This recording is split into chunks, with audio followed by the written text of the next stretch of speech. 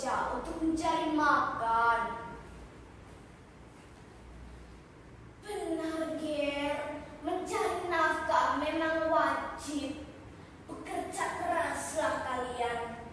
Tapi harus diingat, sesuaikan dengan kemampuan kalian. Bapak pernah mendengar jika di kerajaan Jenggala membutuhkan prajurit, cobalah kamu berangkat ke sana untuk mengabdi. Di manakah letak Jenggala itu, Pak? Kalau tidak salah, di Malang Selatan. Ya, di Malang Selatan. Setelah 2 hari berjalan, mereka sampai di sebuah tempat yang bernama Kepanjen, atau sekarang dikenal sebagai Kepanjen.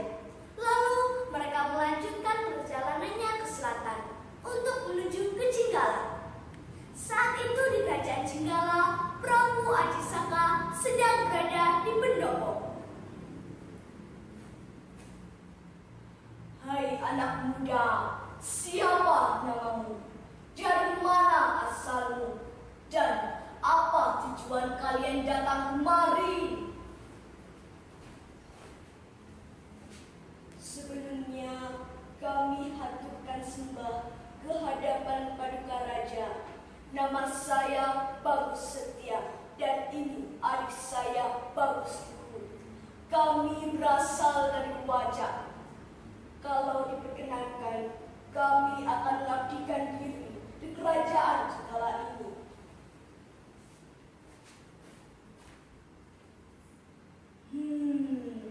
Kebetulan saya memang sedang mencari prajurit. Tapi sebelumnya ada beberapa hal yang ingin saya ketahui dari kalian. Karena keterampilan dan pengetahuan Bagus Setia dan Bagus Luhur cukup tinggi, keduanya diterima dan dianugerahi pangkat Temenggung. Suatu hari Bagus Setia rindu kepada bapak dan ibunya. Bagus Setia segera berpamitan kepada Prabu Ajisaka. Aku mengizinkan engkau untuk pulang, Temenggung Setia. Tapi ingatlah pesanku. Jangan engkau kembali sebelum bertemu bapak dan simbokmu. Sesampainya di rumah, Mbok, kemana bapak? Sudah 3 hari ini bapak mau pergi ke hutan, Le. Kalau begitu, saya akan menyusul bapak, Mbok.